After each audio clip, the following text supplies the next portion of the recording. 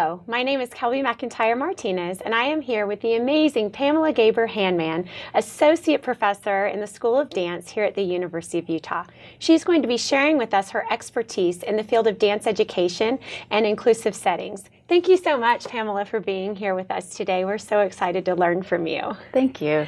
I wanted to start off and just have you share a little bit with us about your journey as an artist and as a dance educator.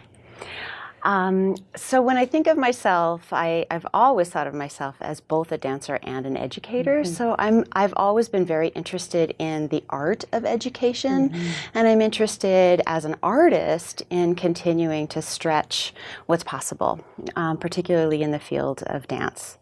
I grew up in a family of artists and educators, actually a lot of musicians, mm-hmm. and I was the sole dancer in the family, and then I've had a performance career.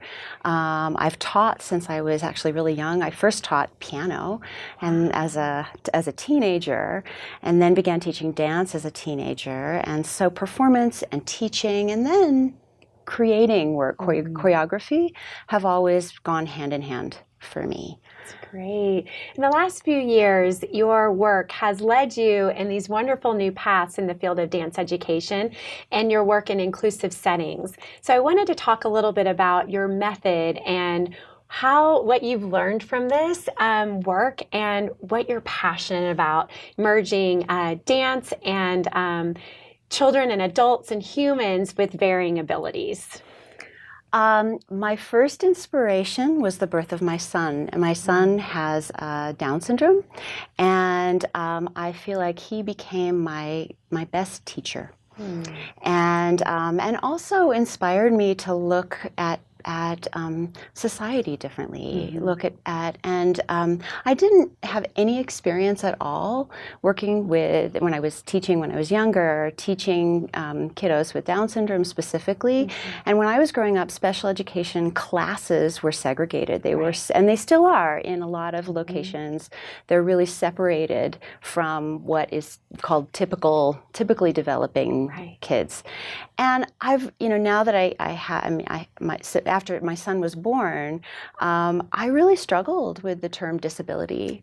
And I've read a lot, and I've talked to a lot of professionals about the term and where it comes from. And if a child is given the term, and it's like a medical diagnosis, if they're diagnosed with a disability, then they are provided really important services in the United States, which is a great thing. But it also has this negative connotation, at times, disability, a kid that is not able to do something. And there are visible disabilities and there are invisible disabilities. And the biggest thing that I've really learned is that we all need individualized education. And we're all, we all learn differently. We all relate to the world differently. We all share ourselves differently. So many studies have proven that inclusive settings educationally are a great benefit to everybody. The hard part about that is that if you don't have the support, the educators, the professionals who are able to really support all of those individual needs, it doesn't work. So there are places in the United States where there are inclusive educational settings, and so this would be in schools or in centers or in individual classes. And this is not just in the arts, this is just across different fields. But it really takes a village to educate and support the kind of one-on-one education that it makes it possible in an inclusive setting. That's great. In your work with dance, how have you seen dance be that exact thing that is a support that brings all of those individual learners together, where they can enter in and interact with each other through curriculum or just human connection with children and humans of varying abilities. Like you said, I love that phrase that we all need individual education and things kind of tweaked to what we need and how we respond to curriculum and environment. How have you seen dance kind of bring all of that together with varying abilities and needs? Well, my general statement, and I'll get to dance, but my general statement just about arts in general is that it brings joy. It brings joy, and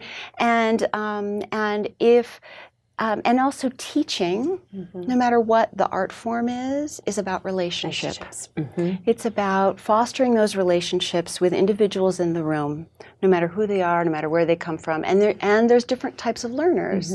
So dance, more specifically, I mean, it's movement. It's movement, and I've found that teaching drawing from creative dance practices, so this would be more improvisational practices, rather than trying to teach specific codified dance techniques, have been really helpful in an inclusive setting because the participants in the room have an opportunity to choose. They have they're provided structure. And then they have an opportunity to explore their movement capacity in the way that makes sense to their own physicality, their own psychology, and their own way socially that they are in the space. Now, another thing about dance is social by nature. There are soloists, certainly, but in a class setting, dance is social. So dance provides an opportunity for whomever is participating in the room, and an inclusive setting with multiple abilities, how incredible it is that inherently dance provides an opportunity for us to create community, be in relationship to one another, not just teacher to student, but student to student, or other helpers in the room to the other students in the room. Wonderful. You're dovetailing so nicely into the next question that I have that I've learned from you, which is preference. You kind of alluded to that, where if there's a child or a person in the room and their preference is, oh, I'm liking that beat or that drum or that ribbon or whatever's in the space, and going with it, like you said, allowing them to explore their own self and their own sense of movement and that connection. How do you use preference? Because it's kind of like in theater, from my world, an improvisation where, like you said, you have a structure, but children and all of the people in the room are playing off of each other and kind of going. And how have you used preference of, oh, they're really liking that ribbon, I didn't know, or whatever is the environment is providing? Can you give us an example of when you've used preference? Yeah, I've used the word preference, but I've also used, when I'm working with teachers, when I'm teaching teachers, we talk about finding the hook. What is the hook? What is the thing or things that the students in the room get excited about and they'll gravitate? So it could be the ribbon, it could be a story, it could be a poem, it could be a particular piece of music, it could be something visual, colors, it could be, many, many things. Could be a movement. I mean, repetition of a movement might be something that a student really, really gravitates towards. So I love to relate this to Maria Montessori's teaching. And Maria Montessori, in her method, she actually worked with special education kids in special ed when she was developing her method. So she talks about structuring the space. And so you have some of these hooks or preferences. But then the teacher's role is careful observation and response. So you observe what each child is gravitating towards, and then you start building on the skills from there.